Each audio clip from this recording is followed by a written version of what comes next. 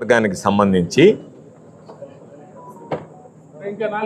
అక్రమ కేసులు పెట్టడం, వైఎస్ఆర్ కాంగ్రెస్ పార్టీకి సంబంధించినటువంటి నాయకుల్ని కార్యకర్తల్ని వేధించడంలో భాగంగా ఒక క్వారీలో ఇల్లీగల్ క్వారీయింగ్ జరుగుతుంది, అక్రమ మైనింగ్ జరుగుతుంది అని చెప్పి దాని తాలూకు వాస్తవాలు వివరాలు సేకరించడానికి వెళ్ళినటువంటి వాళ్ళ మీద హత్యాయత్నం కేసు నమోదు చేసి దానిలో రామిరెడ్డి ప్రతాప్ కుమార్ రెడ్డి గారు మాజీ శాసనసభ్యుడు ఏదైతే ఉన్నాడో ఆయన హత్యా ప్రయత్నంలో ప్రధానమైనటువంటి సూత్రధారి అని చెప్పి ఎఫ్ఐఆర్ నమోదు చేయడం జరిగింది. మొన్న వచ్చినప్పుడు మాట్లాడాం, చెప్పాం. అంటే ప్రతాప్ రెడ్డి మనస్తత్వం తెలిసినటువంటి వాడు, కత్తి తీసుకుని నన్ను వెళ్ళి పొడిచేటువంటి వ్యక్తిత్వం మనస్తత్వం కలిగినటువంటి వాడు అనేటువంటిది ఈ నియోజకవర్గంలో ఈ జిల్లాలో చిన్నపిల్లవాడిని అడిగినా చెప్పేటువంటి పరిస్థితి. కాబట్టి అక్రమ కేసులు బనాయించాలి, ఎక్కడ ఏది అవకాశం దొరుకుతుందా అని చెప్పి వెతకడంలో భాగంగా ఒక అక్రమ కేసును బనాయించడం జరిగింది. దానిలో ఈరోజు పాపం కార్యకర్తలకు సంబంధించి వాళ్ళని తీసుకువెళ్ళడం అండ్ అదర్స్ అని చెప్పి ఎవరైతే స్థానికంగా ఉండేటువంటి వాళ్ళు తెలుగుదేశం పార్టీకి వ్యతిరేకంగా పనిచేస్తారో, తెలుగుదేశం పార్టీ చెప్పినటువంటి వాటి మీద ఏదన్నా సరే పోస్టింగులు పెడతారో, భిన్నంగా వాటికి సంబంధించి చంద్రబాబు నాయుడు ఇచ్చినటువంటి హామీలు అమలు చేయడం లేదని ప్రశ్నిస్తారో వాళ్ళందరినీ ఇటువంటి కేసుల్లో కలపడం, మరి కొంతమంది అని చెప్పి అందరినీ కలపడం అనేటువంటిది ఆనవాయితీగా ఉంది. ఈరోజు నియోజకవర్గానికి సంబంధించిన నాయకులతో మాట్లాడడం. సంతోషించాల్సినటువంటి విషయం ఏమిటంటే దేనికైనా సరే ఈ కావలి నియోజకవర్గానికి సంబంధించి మేమిద్దరం సన్నద్ధంగా ఉన్నాం. కాబట్టి రేపటి నుంచి మరలా చెప్తున్నాం పోలీసులకి, మీరు కుటుంబ సభ్యుల మీదకి గనక వెళితే జిల్లా ఎస్పీ గారితో సహా చెప్తున్నాం, మీరు గనక లేనటువంటి వాళ్ళని, సంబంధం లేనటువంటి వాళ్ళని ముద్దాయిలుగా చేర్చి ఆ కుటుంబ సభ్యుల్ని తీసుకొచ్చి మేము వేధిస్తాము అంటే మేము చూస్తూ ఊరుకునేది ఉండదు. ఏదైనా సరే అటువంటి విషయంలో జిల్లా ఎస్పీ గారు పునరాలోచించాల్సింది. కుటుంబ సభ్యుల్ని తీసుకువెళ్ళి రాత్రులు మహిళలని వేధిస్తున్నారు, పోలీస్ స్టేషన్లో పెడుతున్నారు. ఇది మంచి పద్ధతి కాదు. దానివల్ల అందరం పోలీస్ స్టేషన్లకు వెళ్లాల్సినటువంటి పరిస్థితి ఏర్పడుతుంది, శాంతి భద్రతలకు విఘాతం కలుగుతుంది.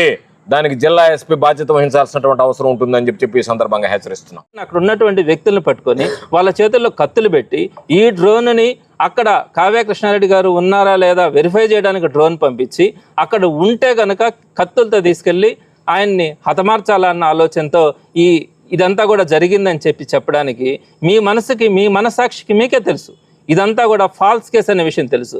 రెండో పాయింట్ కూడా ఏంటి, ఆ రోజు ఎమ్మెల్యే గారు కావల్లో లేరని కూడా అక్కడ ఉండే వాళ్ళందరికీ కూడా తెలుసు. ఆయన లేని సందర్భంలో ఈ డ్రోన్ కానీ ఈ కత్తులతో పంపించారని అనడం కూడా ఈరోజు కావల్లో ఉండే ప్రతి ఒక్కరు కూడా ఇది ఒక ఫేక్ కంప్లైంట్, ఫేక్ కేసు అని చెప్పి ఈరోజు ప్రతి ఒక్కరు కూడా భావిస్తూ ఉన్నారు. అలాంటిది మీరు ఏమన్నా అటవీ ప్రాంతమా, డ్రోన్లతో ట్రేస్ అవుట్ చేసి ఒక మనిషిని ఎక్కడున్నాడో క్యాచ్ చేసి అక్కడ ఒక షూట్ చేయడమా, లేకపోతే కత్తులతో ఆయన మీద హత్యాయత్నం చేయడమా అన్నది అవసరమా? ఈ కావలి లాంటి పట్టణంలో అంత అవసరం ఉంటుందా? చేస్తారా? అందులో రామిరెడ్డి ప్రతాప్ కుమార్ రెడ్డి గారు లాంటి ఒక మంచి సౌమ్యుడు అలాంటి పరిస్థితులు తీసుకొని వస్తారా? మా అందరికంటే మీకే బాగా తెలుసు కదా ఆయన గురించి. అలాంటి పనులు చేస్తారా లేదా అనేది. కాబట్టి ఇవన్నీ కూడా ఈరోజు కావలే కాదు, నెల్లూరు జిల్లా అంతా కూడా ఈ విధమైనటువంటి తప్పుడు కేసులు పెట్టడం కానీ, అక్రమంగా నిర్బంధించడం కానీ, మాట్లాడితే మీరు కేసులు పెట్టేస్తారా? ఇళ్లల్లో ఉండే వాళ్ళని కూడా తీసుకుని వెళ్ళి లోపల పెట్టేస్తారా? ఎక్కడన్నా ఏమండి ఇది? జగన్మోహన్ రెడ్డి గారు వచ్చిన రోజు కూడా మీ ఇష్ట ప్రకారం మీరు కేసులు పెట్టినారు. ఎవరి మీద అంటే ఉన్నారా లేదా కాదు, ఎమ్మెల్యేలకి ఎవరి మీద అయితే కోపం ఉంటుందో వాళ్ళ మీద కేసులు పెట్టడం, వాళ్ళని తీసుకెళ్లాలని ప్రయత్నించడం. ఈరోజు అందరూ కూడా సిద్ధపడ్డాం మానసికంగా కూడా. మీరు ఎన్ని బాధలు పెడతారో పెట్టండి, అమావాస్యను చూసిన తర్వాతనే పౌర్ణానికి విలువ తెలుస్తుంది.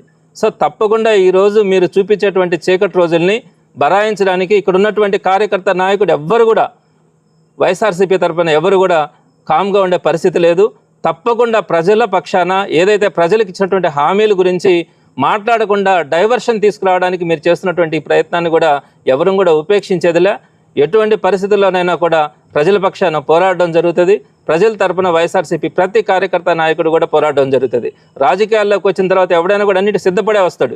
మంచినే మనం చూడాలంటే ఈరోజు ఒక ఇబ్బంది కలిగినా, ఒక కష్టం కలిగినా కూడా దాన్ని బరాయించే శక్తి నాయకుడికి ఉంటేనే రేపటి రోజున అతను ఎదుగుతాడు. సో ఇక్కడ ఉండే ప్రతి ఒక్కరు కూడా అదే ఫీలింగ్తో ఉన్నారు. తప్పకుండా వీరందరి తరపున వైఎస్ఆర్సీపీ వాళ్ళ తరపున నిలబడడం జరుగుతుంది. ఎటువంటి పరిస్థితుల్లో కూడా అమాయకులైనటువంటి నాయకులు కార్యకర్తలతో పాటు ప్రజల మీద కనుక మీరు ఈ విధంగా చేస్తే మాత్రం ఉపేక్షించేది లేదని కూడా తెలియజేస్తా ఉన్నా.